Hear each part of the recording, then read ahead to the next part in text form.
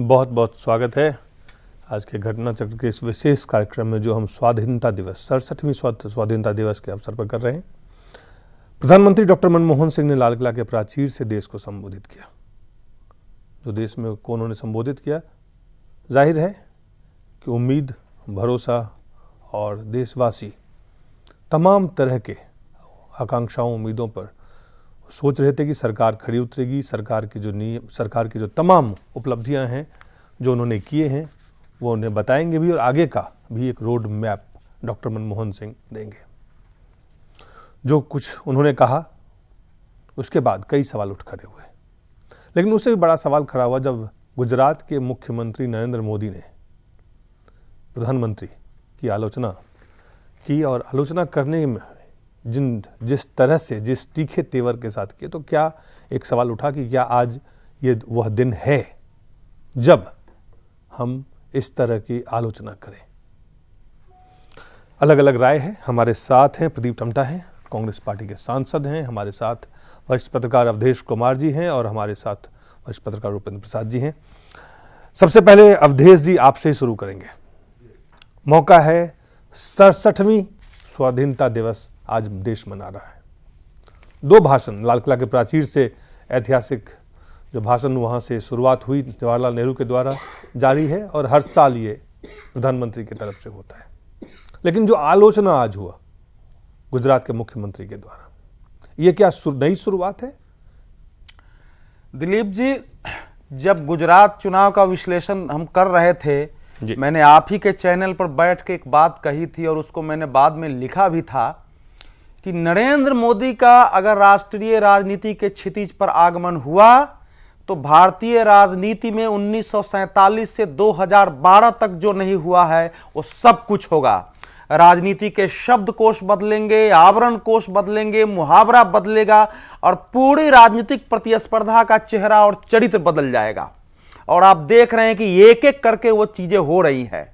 इसके पहले क्या कभी किसी मुख्यमंत्री ने सीधे प्रधानमंत्री को एक दिन पहले चुनौती दी थी और कहा था कि मेरा भाषण उनसे बेहतर होगा?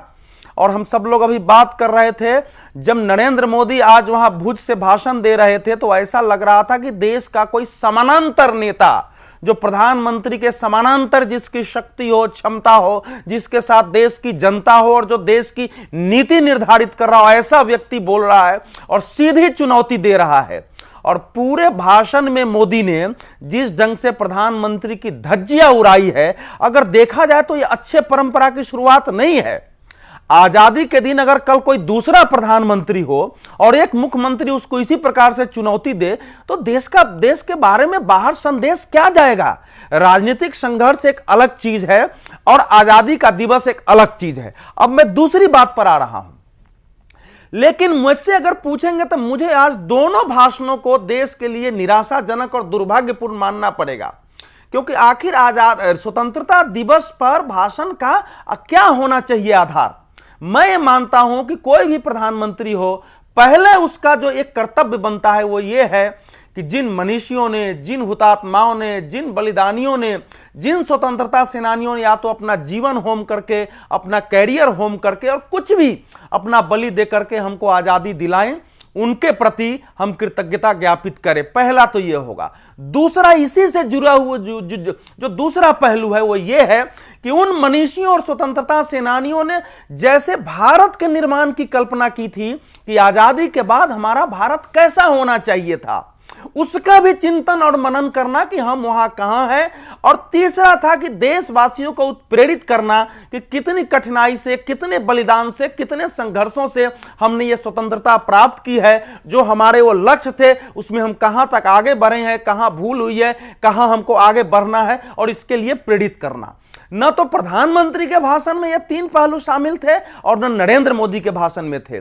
यद्यपि नरेंद्र मोदी ने आरंभ में जरूर उन सब के प्रति कृतज्ञता ज्ञापित किया है, लेकिन मूल आकर के उनका हमला भी वही हो गया है कि ये प्रधानमंत्री नकारा है, एक वंश के चक्कर में रहता है। हालांकि यह सच है कि आज प्रधानमंत्री मनमोहन सिंह ने अपने भाषण में कैनवास बढ़िया बनाया था। उन्होंने एक दार्शनिक तरीके से शुरू किया था कि हर 10 वर्ष पर परिवर्तन होता है। हालांकि परिवर्तन सतत प्रक्रिया है, लेकिन दिलीप जी, आप भी एक पुराने पत्रकार हैं। पूरा भाषण एक परिवार के 3 प्रधानमंत्रियों तक सीमित था। नरसिंह राव का नाम आ गया। जिस व्यक्ति ने इस देश के किसानों को, इस देश के जवानों के अंदर एक हौसला बुलंद किया था और इसको सम्मान का और पूरे देश में एक राष्ट्रवाद का भाव पैदा किया था और आत्मनिर्भरता का, उस लाल बहादुर शास्त्री तक का नाम नहीं लिया गया। तो ये इस नाते मोदी आज जनता की ओर आकर्षण का कारण इसी कारण बन रहे हैं। जी, आप पानी पी ले, लेकिन जो एक उपेंद्र जी, आज जो भाषण हुआ प्रधानमंत्री का, क्योंकि ये भाषण एक ऐसे अवसर पर हो रहा था जबकि पूरे देश में बहुत तरह के संकट हैं, आर्थिक संकट है, राजनीतिक संकट है और ये दोनों के ऊपर विश्वसनीयता का संकट है। जी, हमारे जितने भी संस्थान हैं, डेमोक्रेटिक इंस्टीट्यूशंस हैं, वो सबकी विश्वसनीयता गिरती जा रही है। राजनीतिक पार्टियां हैं, उनकी विश्वसनीयता लगभग खत्म हो चुकी है। राजनेता हैं, उनकी विश्वसनीयता पर बहुत बड़ा सवाल खड़ा हो गया है और अधिकांश नेताओं की विश्वसनीयता पूरी तरह से धूल दूषित हो गई है। तो ये भी जो संकट का दौर है, भ्रष्टाचार का मामला है, महंगाई का मामला है और मुद्रास्फीति बढ़ रही है, रुपया गिरता जा रहा है, अंतर्राष्ट्रीय मुद्रा का संकट भी खड़ा हो सकता है आने वाले दिनों में। तो जितनी बड़ी समस्याएं हैं, जितने बड़े संकट हैं, तो इतने संकट के इस दौर में प्रधानमंत्री को इस संकट से जूझते हुए दिखाई पड़ना चाहिए था कि हम कैसे जूझ रहे हैं। जैसे अगर फायर लगी, आग लगी हुई हो तो आपको फायर फाइटर की तरह सामने आकर के देश को संबोधित करना चाहिए था। ऐसा उन्होंने किया नहीं, बस एकदम रूटीन भाषण कि हमने ये किया, हमने वो किया।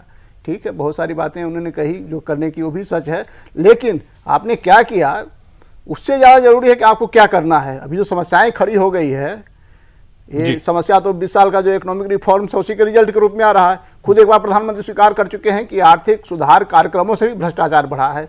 जी, तो जब ये उनके अपने शब्द हैं, हालांकि बहुत ये मानना पड़ेगा कि उन्होंने एक ईमानदार स्वीकारोक्ति की कि आर्थिक नीतियों के कारण भ्रष्टाचार बढ़े, लेकिन भ्रष्टाचार को रोकने के लिए उन्होंने कुछ नहीं किया। हालांकि उन्होंने लोकपाल का उल्लेख किया कि लोकपाल विधेयक को हमने लोकसभा से पारित करवा दिया है, राज्यसभा में अटका हुआ है, लेकिन जो पारित कराया है विधेयक, क्या वो भ्रष्टाचार से लड़ने में सक्षम है?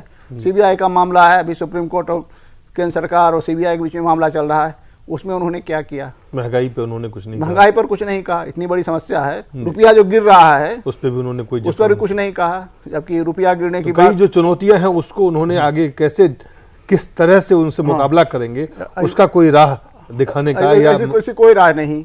एक तो कि जब आज़ादी होती है तो ठीक है, एक मौका होता है, हम जिन लोगों ने आज़ादी दिलाई उनको हम नमन करें, याद करें, कुर्बानियों को हम याद करें, उनसे प्रेरणा लें और कमिटमेंट व्यक्त करें कि वो लोग ने जो आदर्श हम लोग के सामने रखा था या अपने सामने रखा था, उस आदर्श को हम पाने के लिए ये सब कर रहे हैं, ये सब हमने किया और ये सब हमें करना है। तो किया तो उन्होंने बतलाया, उसमें अब कह सकते हैं कि लाल बहादुर शास्त्री का नाम नहीं लिया उन्होंने, हो सकता है चूक हो गई होगी, कोई हमें नहीं लगता है कि लाल बहादुर शास्त्री से उनके कोई अनादर भाव है, लेकिन चूक हो जाती है। लेकिन असली उनको ये दिखाना चाहिए था। आप जब भारत निर्माण की बात कर रहे हैं तो सिर्फ एक परिवार तक सीमित रहते हैं, तो वो भी एक संकेत कहीं ना कहीं लोगों के, जो आज अगर मोदी ने उनके परिवारवाद पे हमला, परिवारवाद को लेकर हमला किया कि आप देशभक्ति नहीं परिवार भक्ति कर रहे हैं, तो कहीं ना कहीं आपने मौका दिया। आप जब इस ऐसे मौके पे आप जब देश को संबोधित कर रहे होते हैं तो इन चीज़ों का ध्यान रखा जाना चाहिए था। बल्कि और जो दूसरी सरकारें रही है, अटल बिहारी वाजपेयी की 6 साल की सरकार रही, मोरारजी देसाई की सरकार थी, वो सबके उपलब्धियों के बारे में उसका भी करना चाहिए था कंटिन्यूटी में। कम से कम इतना तो कह सकते थे कि जो हमने आर्थिक सुधार कार्यक्रम शुरू किए उसको हमारे बाद वाली सरकारें ने भी आगे बढ़ाया। जो 3 सरकारें बनी, देवगौड़ा सरकार, गुजरात सरकार, अटल बिहारी वाजपेयी सरकार, उसने आगे बढ़ाया या क्या अचीवमेंट हुआ, किस तरह से हमारे जो आर्थिक विकास दर 2.5%, 3% के इर्द गिर्द घुमा करती थी जी, जिसको लोग उपहास उड़ाते थे, हिंदू रेट ऑफ ग्रोथ, हालांकि गलत था, तो उसको भी इनका उल्लेख करना चाहिए था। लेकिन सिर्फ एक परिवार का, और उस परिवार में भी लाल बहादुर शास्त्री का छोड़ देना, हमें लगता है जानबूझ कर छोड़ा है, लेकिन उन्होंने जरूरी नहीं समझा। तो ये आप परिवार भक्ति कह सकते हैं कि उन्होंने, लेकिन चलिए परिवार से प्रदीप जी, देखिए प्रधानमंत्री जी का भाषण जो आज का है, आज का दिन जब हम अपने 66वें स्वतंत्रता संग्राम की वर्षगांठ मना रहे हैं, 67वीं ये स्वतंत्रता दिवस है, उसके माकूल उनका भाषण जो कल था और आने वाली कल की चुनौतियों, आज का जो भारत उस पर केंद्रित था और बहुत साफ और स्पष्ट पैगाम था। जो ताकतें इस समय देश में उभर रही हैं, जो समझ रही हैं कि आने वाले फ्यूचर को हमको इस देश को आगे ले जाना है, वो जो सेक्टरियल पॉलिटिक्स का एक एजेंडा इस देश में फिर कुछ लोग एक लाने की कोशिश कर रहे हैं, जिनका इस देश के स्वतंत्रता संग्राम से की आज़ादी के उन मूल्यों से, संग्राम से कोई रिश्ता नहीं था, कोई नाता नहीं था। प्रधानमंत्री ने आज उसकी चुनौती की ओर इशारा किया है।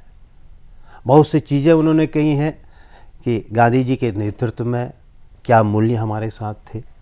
जब हम आज़ाद भारतवर्ष बना, नेहरू जी ने एक नए भारत के जो आधारशिला रखी, उद्योगों की, शिक्षा की, आज जो हमारा चुनाव इतना, हम दुनिया में पहला मुल्क है जो अपने तमाम तरह की विषमताओं के बावजूद अपने लोकतांत्रिक मूल्यों को जिंदा रखे हुए है।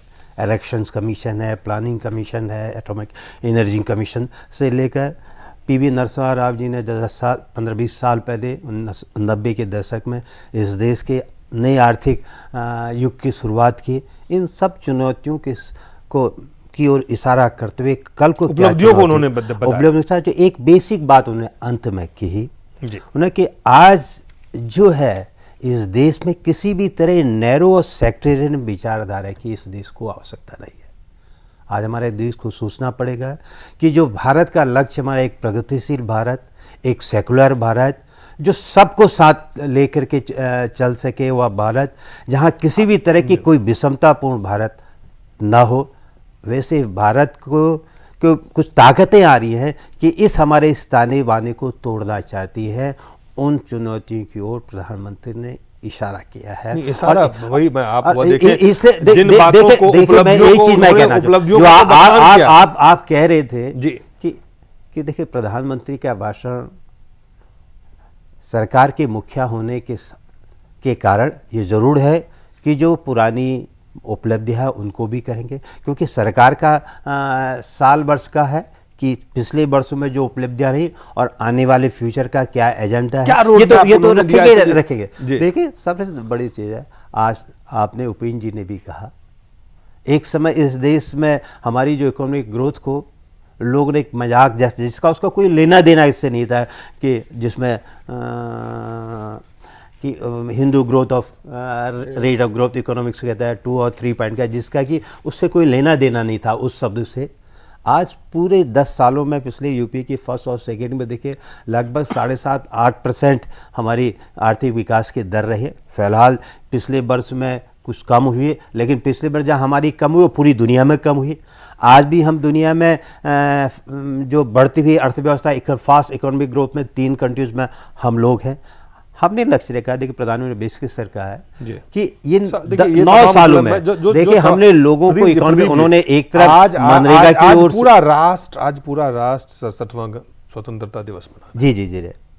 और एक अवसर होता है, एक मौका होता है जब अब राष्ट्र में जो लोग हैं, जो नागरिक हैं, उनको आप प्रेरित करते हैं, उनमें आप भरोसा जगाते हैं, उनको आप उम्मीद देते हैं, उनको आप एक भविष्य की कल्पना, एक अपने राष्ट्र के लोगों, जब आजादी के लिए जिन लोगों ने कुर्बानियां दी, वही चीज तो मैं कह रहा हूं, प्रधानमंत्री ने उसी ओर तो उससे कहा है कि नौजवानों के सवाल को उन्होंने कहा है, उन्होंने समाज के कमजोर वर्ग के सवालों को कहा, उन्होंने कृषि के विकास के सवाल को किस तरह से हमने उपलब्धि की है, किसने हमने रोजगार के सवाल पर हमने कहा, जो भविष्य की चुनौतियां भी थी जिनकी ओर कल राष्ट्रपति ने इशारा किया था, उन चुनौतियों का मुकाबला हम कैसे करेंगे, उन सब की ओर प्रधानमंत्री ने आज इशारा किया। और इसलिए प्रधानमंत्री का जो भाषण है, और मैं जरूर समझता हूँ सब, आज का दिन कोई ऐसा दिन नहीं है कि हम इसको पॉलिटिकल भाषण बना दें, है, लेकिन ये बड़ी एक गलत परंपरा वैसे कुछ लोगों ने शुरू की। हर किसी को जिसको अपने प्रदेश की जिम्मेदारी दिखी थी, उसका होना चाहिए था कि वो अपने प्रदेश के लोगों के लिए क्या संदेश देना चाहता है, जब तक जिसको जो जिम्मेदारी दी गई, लोकतंत्र में किसी को देश की जिम्मेदारी दी गई, किसी को प्रदेशों की जिम्मेदारी है, और हम सबको मिलजुल करके देश को आगे ले जाना है। जनता के हर तबके के अंदर विश्वास पैदा करना है। आज तो कुछ लोग ऐसे वही सवाल है, इस विश्वास को भी नष्ट करने में लगे हुए हैं। अंदर विश्वास पैदा करना है तो क्या 15 अगस्त के दिन, आज के दिन 67वें स्वतंत्रता दिवस पर क्या प्रधानमंत्री वो विश्वास पैदा कर पाए? एक छोटे से ब्रेक के बाद।